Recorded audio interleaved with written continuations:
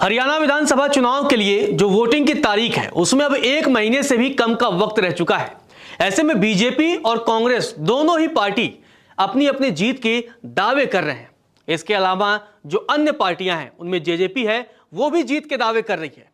लेकिन अब हरियाणा विधानसभा चुनाव से ठीक पहले एक सर्वे आया है और इस सर्वे को किया है मैटराइज ने। इस सर्वे में साफ हो गया है कि हरियाणा में किसकी सरकार बनने जा रही है।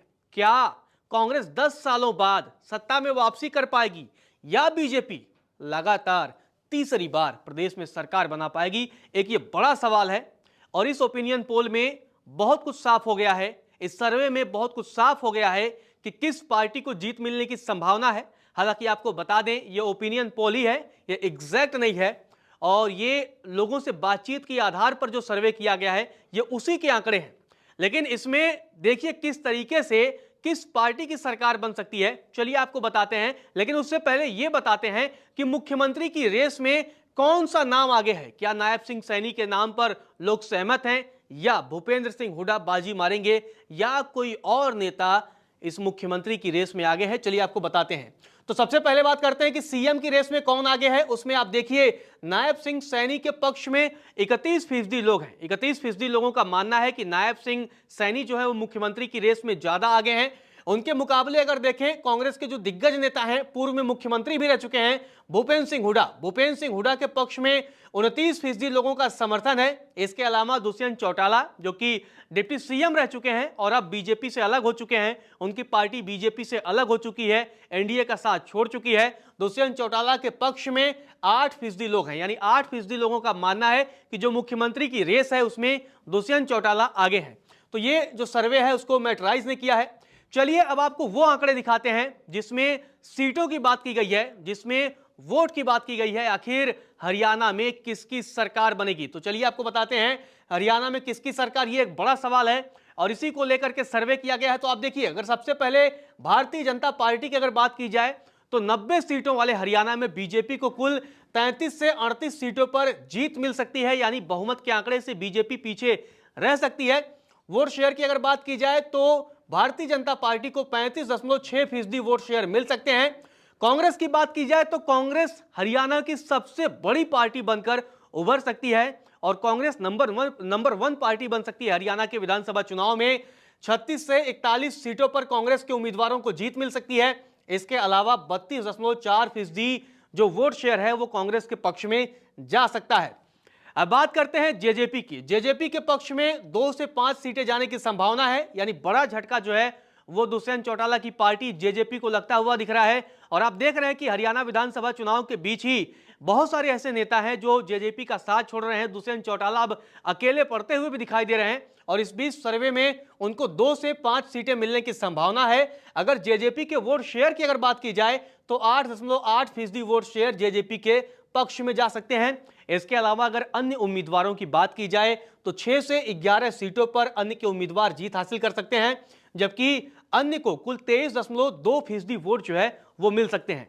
तो आप देखिए किस तरीके से जो मैटराइज का सर्वे सामने आया है उसमें कांग्रेस जो है वो नंबर 1 पार्टी बनती हुई दिख रही है। हालांकि इस ओपिनियन पोल में किसी भी पार्टी को बहुमत मिलने की संभावना नहीं जताई गई है।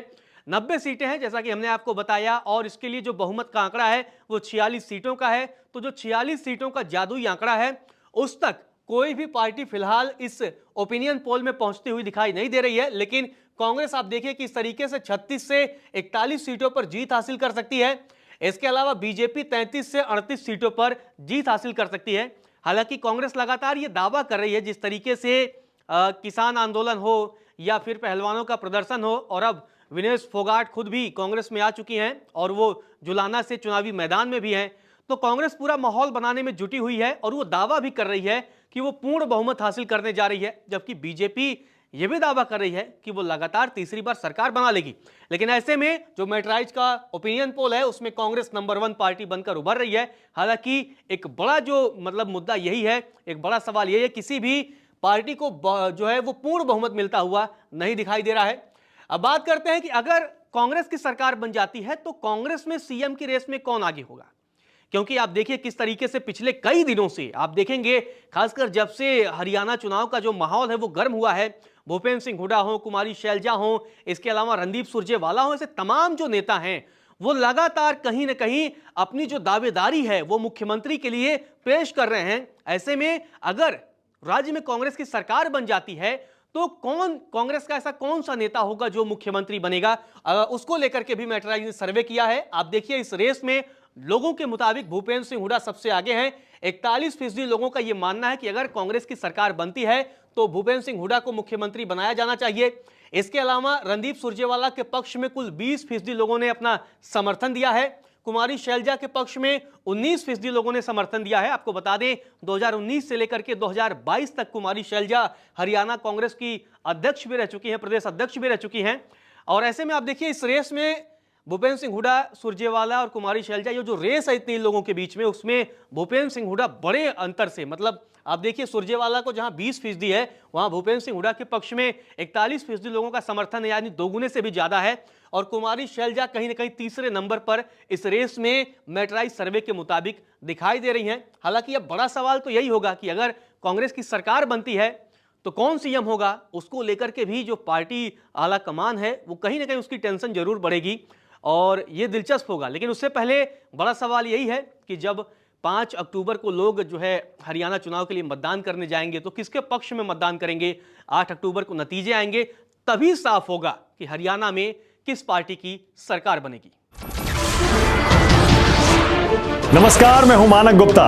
अगर आपको हमारा ये वीडियो पसंद आया हो तो इसे लाइक और शेयर जरूर करें और हां, हमें सब्सक्राइब और फॉलो करना ना भूलें ताकि आप देश और दुनिया की कोई खबर मिस ना करें। तो जुड़े रहिए हमारे साथ और देखते रहिए न्यूज़